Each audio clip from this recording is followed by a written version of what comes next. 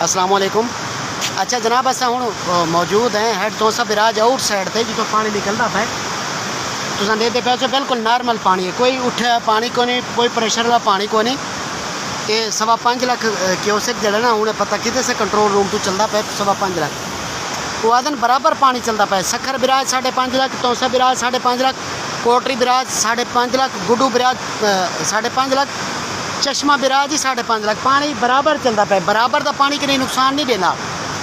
हाँ अलबत्ता पिछों रेला आंदा उनके पानी उठा हुआ 4-5 फुट हाइट से हो गया तो उनका हो सकता नुकसान हो गया। इसका कोई नुकसान कोई नहीं, लिहाजा कोई परेशान थी की जरूरत कोई नहीं। बस ये सारे खबर झूठे हैं, सारे खबर गलत हैं।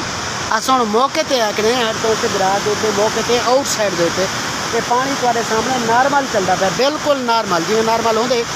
बल्कि मेरी एक मलाह नाल जो कश्ती चलते उन्होंने गल थी है वो आके अस कश्तियाँ चलने ये पानी तो गर्मियों के नॉर्मल चलते जिवें चलता पे, नॉर्मल चलते जिवें चलता पे।